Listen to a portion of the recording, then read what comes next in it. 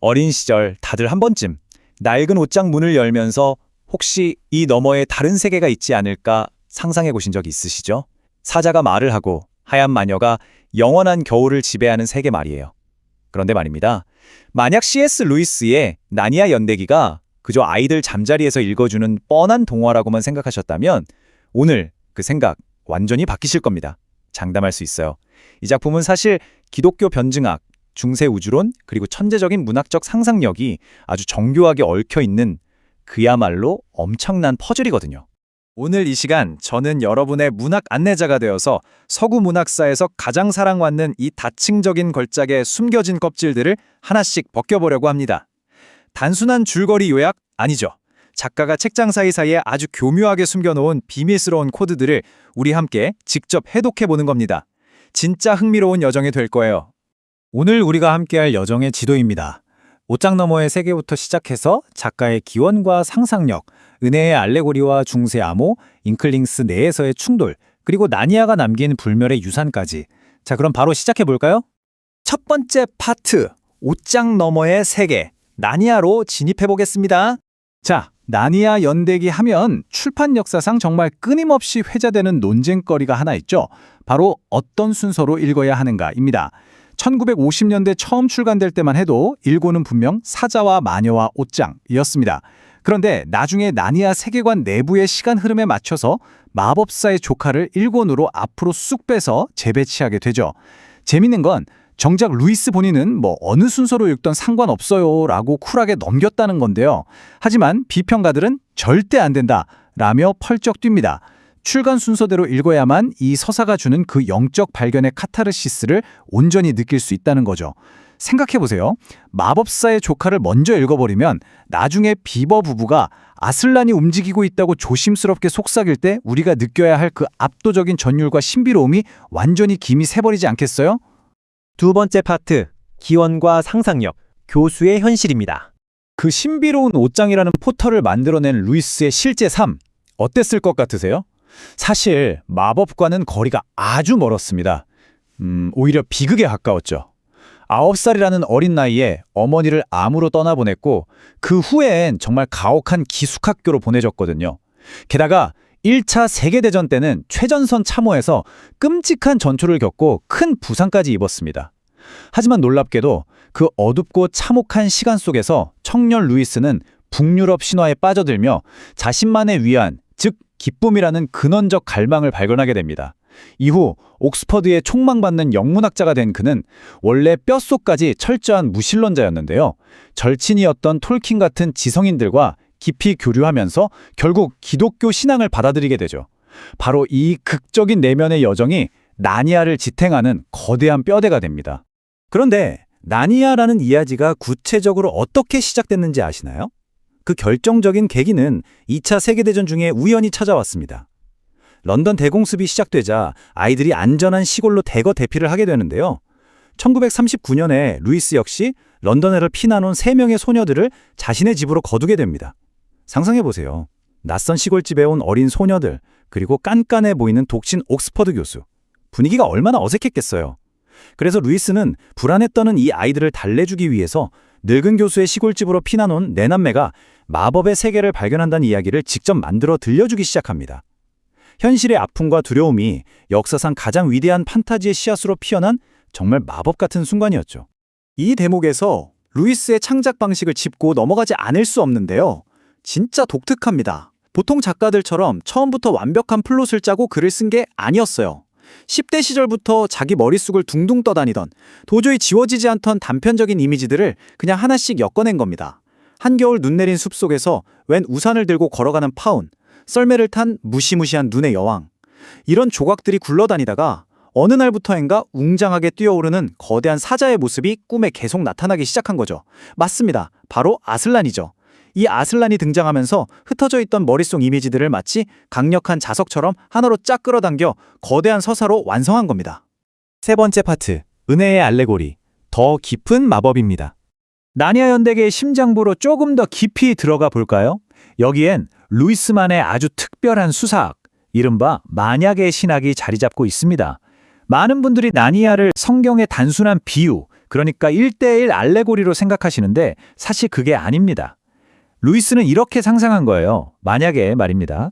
만약 말하는 동물들이 사는 다른 우주가 진짜 존재하고 그곳에도 우리처럼 구원이 필요하다면 하나님의 아들이 그 세계에 나타난다면 어떤 모습일까? 그래서 인간이 아니라 그 세계에서 가장 장엄하고 위험 있는 피조물, 사자의 형상으로 성육신하게 된 거죠. 어렵고 딱딱한 교리가 상상력이라는 아주 매력적인 옷을 입고 다시 태어난 겁니다. 이런 신학적 상상력은 나니아의 캐릭터들 속에 아주 생생하게 살아 숨쉽니다. 에드먼드 기억하시죠? 하얀 마녀가 주는 달콤한 터키 젤리 유혹에 넘어가 가족을 배신하는 인물? 네, 맞습니다. 바로 원죄로 타락한 우리 인류의 모습이죠. 하얀 마녀는 그 죄의 대가를 끊임없이 요구하는 사탄을 상징하고요. 그리고 눈에 보이지 않지만 모든 법칙을 주관하는 바다 저편의 황제가 절대적 공의를 세운 성부 하나님이라면 우리의 아슬란은 어떨까요? 그는 그 엄격한 율법 아래로 스스로 걸어 들어가서 배신자인 에드먼드를 대신해 기꺼이 목숨을 내놓습니다. 예수 그리스도의 대속과 희생을 이보다 더 완벽하게 문학적으로 구현해낼 수 있을까요? 그리고 이 모든 극적인 텐션이 폭발하는 장소가 바로 그 유명한 돌탁자입니다. 돌탁자에 깊게 새겨진 고대의 율법, 배신자는 반드시 피를 흘려야 한다는 이 깊은 마법은 감히 누구도 깰 수 없는 절대적인 공입니다. 심지어 아슬란조차 이 법칙을 피하지 않고 마녀에게 조롱당하며 묵묵히 죽음을 맞이하죠. 그런데 반전이 일어납니다. 죄 없는 자가 반역자를 대신해 죽을 때 죽음 자체가 역으로 작동하며 돌탁자가 산산조각난다는 것. 바로 세상이 창조되기 전부터 존재했던 더 깊은 마법을 통해 아슬란이 화려하게 부활하는 겁니다. 십자가 사건이 판타지의 문법으로 정말 강렬하게 재현된 명장면이죠. 자, 그런데 여기서 끝이 아닙니다. 최근 옥스포드의 마이클 워드라는 학자가 밝혀낸 행성 나니아 이론을 보면 진짜 소름이 돋습니다. 루이스가 나니아 7권 각각의 중세 우주관의 7개 행성 특성을 아주 은밀한 암호처럼 숨겨두었다는 거예요. 1권 사자와 마녀와 옷장이 왕권과 관용의 상징인 목성의 기운을 뿜어낸다면 전투가 벌어지는 2권은 화성, 빛을 향해 떠나는 3권은 태영의 분위기를 담고 있습니다. 이게 무슨 뜻이냐고요? 하나님이 온 우주에 가득하지만 우리가 일상에서 잘 느끼지 못하잖아요. 그것처럼 아슬란이라는 뚜렷한 캐릭터 외에도 이야기의 전체적인 공기와 분위기 속에 신적인 질서를 몰래 스며들게 한 겁니다. 와, 정말 치밀하고 천재적인 구조 설계 아닌가요? 네 번째 파트, 잉클링스의 충돌, 톨킨 대 루이스입니다. 이렇게 완벽해 보이는 나니아 연대기지만 놀랍게도 루이스의 제일 친한 친구였던 반지의 제왕의 작가 톨킨은 이 작품을 아주 싫어했습니다. 싫어한 정도가 아니라 충격적인 혹평을 퍼부었죠. 고대 신화에서 본래 거칠고 야만적이던 파운을 어떻게 끓는 찻주전자나 우산을 든 얌전한 영국 꼬마처럼 만들어버릴 수 있냐는 거였어요. 신화의 원형을 심각하게 훼손하고 너무 감상적이고 뻔한 동화로 전락시켜버린 일종의 모독처럼 느껴졌던 겁니다. 이런 매서운 비판의 밑바탕에는 사실 두 거장의 근본적인 세계관 차이가 깔려 있었습니다. 톨킨은 어땠나요? 완벽주의자였잖아요. 자신이 창조하는 세계가 언어, 역사, 심지어 나무 한 그루의 족보까지 완벽하게 아기가 맞아떨어지는 틈새 없는 통일된 하이 판타지가 되기를 원했습니다. 반면 루이스의 스타일은 톨킨이 보기엔 끔찍할 정도로 중구난방이었던 거죠. 두 사람의 차이를 명확히 정리해 볼게요. 톨킨이 철저하게 닫힌, 완벽하게 일관성을 갖춘 자기만의 2차 세계를 짓고 싶어 했다면 루이스는 그런 내부적 일관성 따위는 크게 신경 쓰지 않았습니다. 나니아 숲속을 보세요. 그리스 신화의 파운이 뛰어다니고 북유럽의 거인이 쿵쿵거리고 심지어 영국의 산타클로스가 선물을 주러 옵니다. 완전 짬뽕이죠? 왜 이랬을까요? 루이스에게 이 모든 신화적 파편들은 인간의 무의식 속에 숨겨진 진리를 향한 갈망이었기 때문입니다. 이 모든 것들을 궁극적 진리인 기독교를 향해 나아가는 참된 신화의 도구로 써먹은 거예요. 목적을 위해서라면 이런 과감한 혼합주의도 개의치 않았던 거죠. 마지막 5번째 파트, 나니아가 남긴 불멸의 유산, 더 위로 더 안으로입니다. 자, 시리즈의 대미를 장식하는 마지막 전투의 결말을 보면 이게 과연 아동문학이 맞나 싶을 정도로 철학적 깊이가 엄청납니다. 나니아 세계마저 결국 종말을 맞이하는데요. 주인공들은 그 순간 자신들이 사랑했던 그 세계조차 플라톤의 동굴 비유처럼 진짜 현실을 비추는 그림자, 즉 그림자 나라에 불과했다는 엄청난 진실을 깨닫게 됩니다. 그리고 그들은 더 위로, 더 안으로 라고 외치며 영원한 진짜 본향 아슬란의 나라로 뛰어듭니다. 이 철학적 반전은 단순히 이야기가 끝나는 게 아니라 독자들에게 말로 다 할 수 없는 해방감과 벅찬 감동을 안겨줍니다. 그래서일까요? 이 위대한 서사는 21세기인 지금도 여전히 펄펄 살아 숨쉬고 있습니다. 영화 바비를 연출했던 그레타 거윅 감독이 넷플릭스와 손잡고 새로운 나니아 실사화를 준비하고 있다는 소식 다들 들으셨죠? 상실된 동심, 절대적인 가치, 그리고 어둠에 맞서는 용기. 루이스가 직조해낸 이 메시지들이 지금 현대를 살아가는 우리에게도 얼마나 절실하게 필요한지를 보여주는 강력한 증거 아닐까요?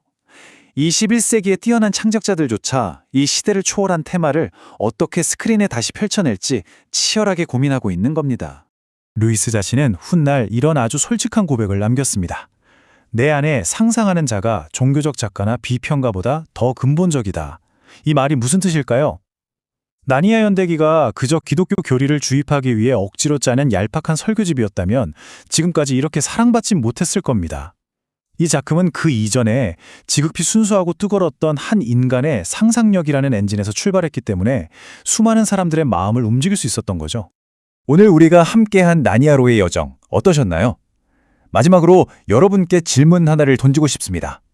루이스가 나니아의 결말에서 보여주었듯이 만약 우리가 발딛고 아등바등 살아가는 이 현실조차 진짜 세계를 비추는 희미한 그림자 나라에 불과하다면 여러분의 삶은 지금 어떤 진짜 본향을 향해 어떤 궁극적인 기쁨을 향해 걸어가고 있으신가요? 낡은 옷장 문은 언제나 열려 있습니다. 그 너머에서 여러분만의 깊은 마법을 꼭 발견하시기를 바라면서 오늘의 해설은 여기서 마치겠습니다. 끝까지 함께해 주셔서 감사합니다.